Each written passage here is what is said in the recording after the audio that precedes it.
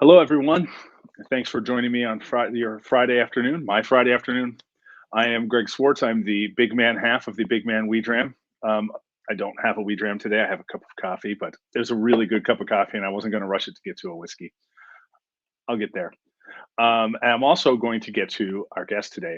Today is a very special one of these. It's different than other ones I've done because today I don't have someone so much from the whiskey industry as I do someone we're doing an event with. My guest is Adam Bloch, who is the founder of the Hopscotch Festival in Vancouver. So I guess that is part of the whiskey industry by extension. But anyway, we are going to be screening our film there, and I'm not going to go and explain it right now. I'm going to welcome Adam in, and I hope you'll do the same, and then we will explain it a little more from there. So, 1 second, please. Howdy. Hi. Hi, Adam. How are you? Thanks for joining me. I'm great. How are you? I'm excellent. Thank you for having me. It's great to be here. I'm genuinely really excited about what we're doing. Because for a number of reasons, not the least of which, this is going to give a little bit of it away. I've never been to Vancouver before. Well, you are in for a treat because it's a fantastic city. I think other than Cape Town, it's probably the most beautiful city I've ever seen. It's just, you got the ocean with the mountains, with the city. There's nothing like it. It's very special.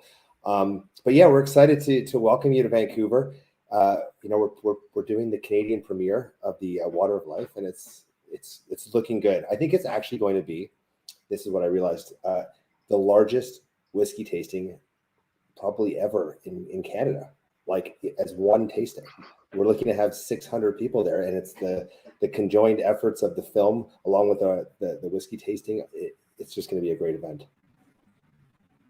That's awesome. I know Bruichladdich like 2 years ago set the world record for the biggest whiskey toast ever in Sweden, and I don't remember the number. I know it was more than 1,000 people. So I don't know that we're going to get to the biggest toast ever, but we could do the biggest toast ever in Canada. Yeah, Canada's a good enough record for me, but yeah, it's me too. Very exciting. So everyone that we've spoken to from our customer base is just excited to see the film. They've heard all about it, and they're ready to watch. And I'm, coming out of this very dark time in human history, being the pandemic, it will be great to bring everyone together with this amazing common denominator of the love of whiskey, and be in a room with 400, 500, 600 people all enjoying what they love, which is whiskey.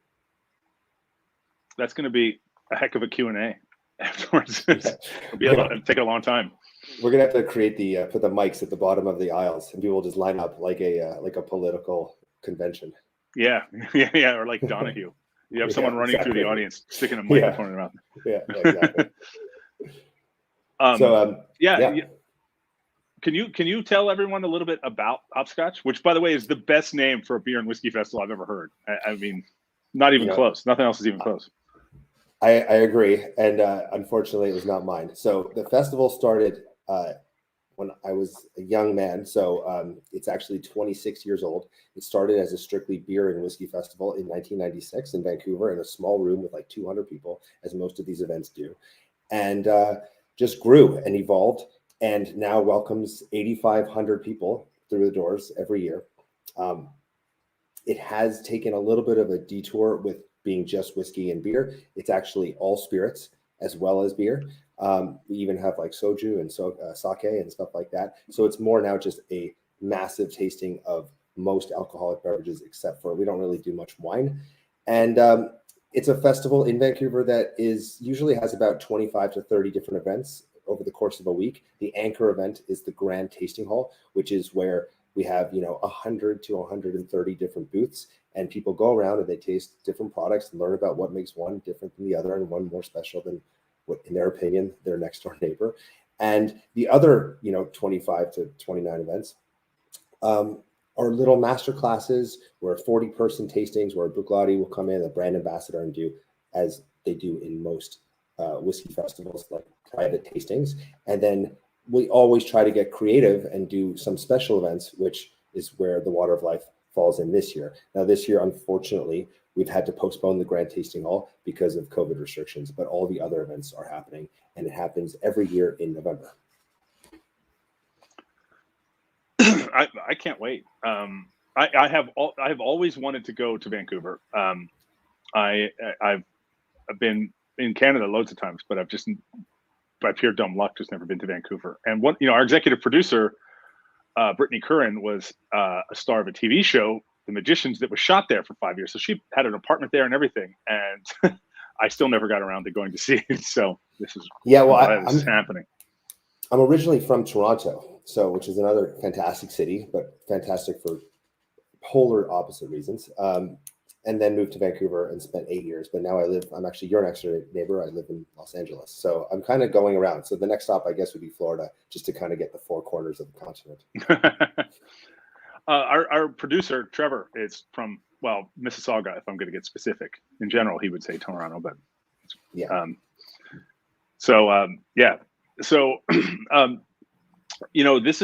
I did the last public event the movie ever did, just when we were kind of getting started and ramped up, was a German whiskey festival called the Village, which is huge, in Nuremberg. I think on good years they have 27,000 people. But the thing we did, there was the final event was called Jim McEwen and Friends, and Jim did a big tasting. But what he did is he didn't do the tasting. He was just sort of the MC, and he had chosen other whiskeys and whiskey makers and whiskey companies that he liked, certain expressions that they had, and they would come and present them with him, and then we all tasted them. And that was, I think, 300 people. So I am going to email Jim a photo after this happens and talk some shit about beating his record. He's such a legend of the whiskey industry that, I mean, he's basically Oprah of whiskey, where he's just royalty. So I'm sure anything that he was a part of was great. He's just done such amazing stuff with the distillery, or did do amazing stuff with the distillery, that I think he's earned it. So, it'll be great. I look forward to meeting him one day, hopefully. And hopefully, like you said, I'm not necessarily in the whiskey industry. I kind of classify myself more in the event production business, but definitely some crossover where every one of our events, there's a bunch of them now. I think we have 8 different festivals throughout the year. So many of them are centered around whiskey. So hopefully one day.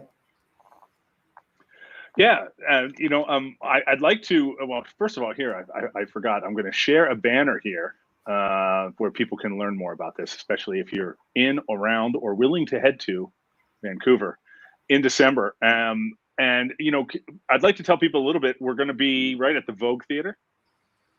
Yeah, so the Vogue Theater. It's a beautiful old theater in downtown Vancouver.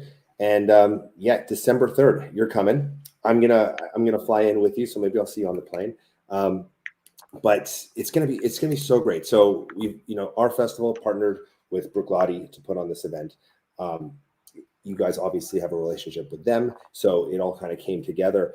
The value is just, you can't talk about the event without selling it, because the value is just so immense. But between the fact that you get to see this amazing movie in a beautiful theater, and the fact that you get to try 4 different types of Bruichladdich whiskey, and you get to take home your Glencairn glass, and there's cheese and water, and it's $30 Canadian, which I think is like $25 American.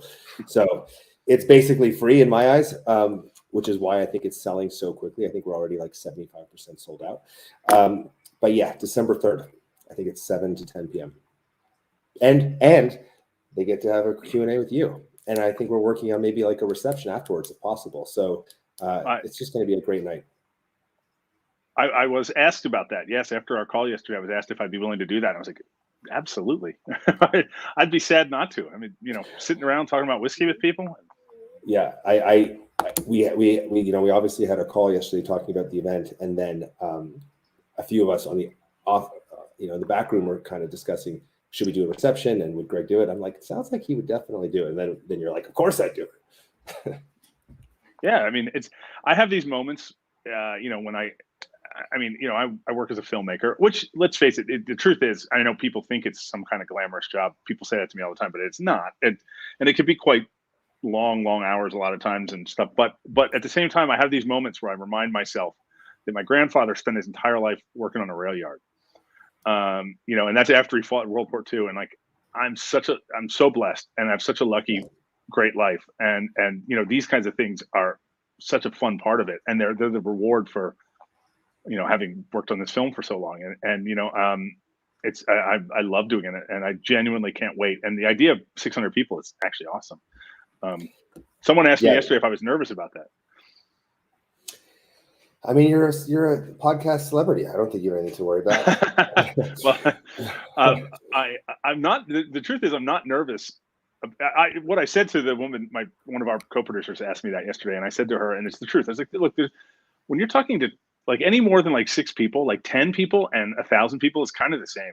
You know what I mean? And at least to me, it is. See, I would have more problem talking to 5 people, like not 5, let's say 10 people, than I would doing maybe 500,000 people on the radio. If I'm in a radio booth, which I've done so many times, it's so comfortable because you're just doing this. Even this, it's just me and you. Who knows? You know, it could be a million people watching. But going back to your point, because I do all these events around whiskey and beer and all these different things, and I speak, you know, such an unusual job, people are always like, "Oh my God, the job must be so amazing." It's just spreadsheets and emails until it kind of the seed basically becomes a flower, which is the end result. I love it, but it's definitely not as glamorous as one would think. You know what I mean? Yeah. So we're getting some comments coming in here, and I think that an event like this could be $100 pretty much anywhere. You know, and it is an amazing value that you guys have put together, and you know,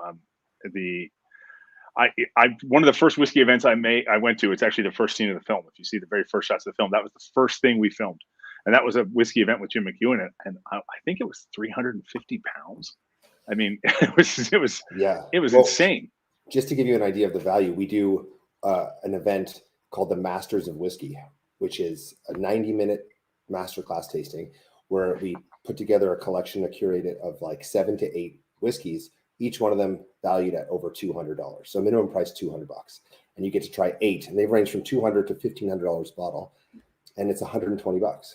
So it's all about value and education at this event. It's not about ego and flash. It's just about getting the right people to be able to come in. And right by that, I mean like whiskey connoisseurs, people who would appreciate it. And it's one of the things I really enjoy about sharing our film with people when there's whiskey involved at the same time is the people who are trying those whiskeys for the first time, because our film is sort of designed to kind of appeal to people who are whiskey aficionados, but also for people who are new. And we kind of tried to walk that line really carefully. And we really tried very hard to, you know, my mother-in-law doesn't drink, and she was always kind of my you know, totemic avatar viewer. Like, I want her to like this film, even though she doesn't drink. And I think she does, at least she told me she did. And, you know, but also someone who's just wants to drink or is new to whiskey, maybe not new to drinking, but is new to whiskey. And, you know, it's really fun being in a room. We did an event with a Facebook group. We've done a bunch of events. We're actually doing one tomorrow with whiskey, bourbon, and Scotch enthusiasts. And one of the heads of that, Chad Cadden, was staunchly opposed to peated whiskey. And I got him to try an Octomore, and he loved it. And he told me afterwards, he said, "I'm actively looking for a bottle right now." He lives in Pennsylvania, where it's not easy to come by, but I love those moments, you know, and with 600 people, we should have a few of those. Yeah. I mean, like whiskey there's an air to it that's like intimidating, right? Because the people who know whiskey really know whiskey. But I play a lot of golf, and I always tell people, like, listen, when I play with people that are not as good and they come and they play around people that are much better, I'm like, don't feel bad. Everyone that's ever picked up a golf club was bad at the beginning. And everyone who drinks whiskey for the first time needs that time to kind of learn and absorb what it is and why you're enjoying it. And then eventually the palate gets refined. And so everyone was there. So everyone who is at the top level has patience for the newbie. And I think that kind of that's what makes the community so great. It's like the new, the old, everything. It's exciting. I have 2 anecdotes to go with that. One is Buck Henry, the late great comedy writer. Once I used to have this printed out on a piece of paper hanging over my computer because I'm a writer as well. He was talking about being new at something, and it said, "I guarantee you the first draft of Macbeth was a piece of shit." Which I always loved that. But the other thing is Neil Strachan, the Balvenie brand rep for California, does a lot of trainings and tastings here throughout California. He said, if you go to your first whiskey tasting and you're completely in over your head and people ask you to say stuff, just say vanilla and honey and you'll be gold. just stick with vanilla and honey, as you know, it's the introductory note, and no one will ever think twice, you know. You could say, or like, what are you getting for the nose? You know, like implying that you already have your own opinions. But yeah, listen, again, whiskey is like such an open, for me, it's like in everything, do what you love and like live and let live. So I learned along the way, the whole concept with the ice. Can you put ice in whiskey? And hearing like the OGs, they're like, if you want to put ice, put ice. If that's how you like whiskey, drink it with ice. Personally, I don't, but I'm not in any way judgmental of the person who does. And I think they're like people coming like, oh my God, can I put ice in? Like, are they going to hate on it? And I'm a firm believer, like live and let live and drink it however you most enjoy it.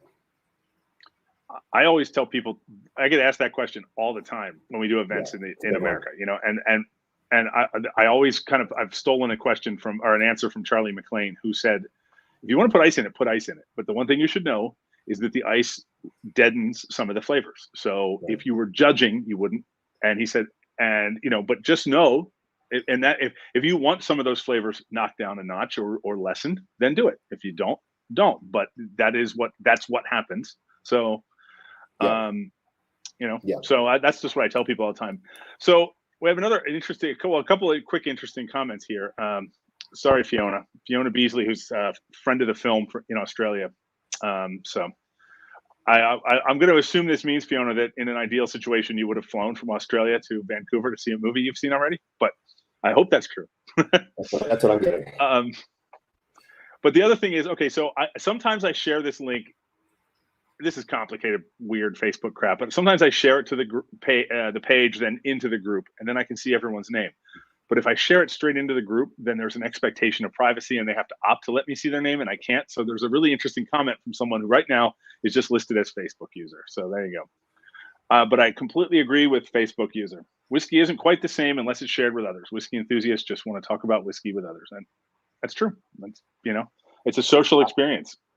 I mean, I see that more than most because all of our events are about togetherness and bringing people together surrounding, like I said, the common denominator of whiskey. And so they come to taste the whiskey and see the brand ambassadors and the special guests. But like so many times we have to kick these people out and they're complete strangers 40 minutes ago, but they just shared this experience of tasting together and they just want to stay and talk about whiskey. It's really fun to watch. It's hard because you actually have to be like, get out, we have another tasting. But it's really enjoyable to watch because it's such a nice, people. I've met people that have made friends, lifelong friends from these events. So it's a very special drink, like you compare vodka and there's just none of those layers of flavor as well as community and passion, at least not anywhere else besides Russia maybe. But it's just such a special drink. I think tequila it's in the same vein, definitely like on a much more like a minority level, but whiskey, there's nothing like it. It's a very special drink. We were fortunate enough when we were filming at Gordon and MacPhail, they had released the 75-year-old Mortlock, which at the time was the oldest whiskey ever released. They have broken their own record since, but we got a dram of it. They gave us one dram of it and we shared it amongst ourselves. And they said that when they released it, they tried hard to find anyone who had had a hand in making it, and not a single one of them was alive anymore. And it was so palpable that you were like drinking a piece of history. I mean, it's, this was in this bottle since before the Second World War. That is so cool. I don't know if you've ever been to Wally's. There's one in Beverly Hills and one in Santa Monica. Yeah. Mm-hmm. It's like a half restaurant, half liquor store, and they have the most amazing whiskey in their glass cabinets that are like $55,000-$75,000 a bottle, and that's where you kind of just see these huge age expressions. It's just fun to see the bottle, let alone I'm sure trying the dram is even better. Yeah. A friend of mine, Stephanie, used to be the beer buyer there, and so I haven't been in a while, but I used to go there. And but yeah, and it's that was amazing. Just about being at Gordon MacPhail is like a living museum of whiskey. Sure. We went to Ball Blair and they told us all about a wayward bomb landing on a whiskey warehouse during the Second World War, and like this river of whiskey flooded the street down the road from where the warehouse was, and a whole bunch of cows started drinking the whiskey and then got drunk, and then the cows kind of started stampeding through the town. And they had like old newspaper clippings of these drunk cows like stampeding through this Scottish village. I was like, that's my favorite piece of whiskey history.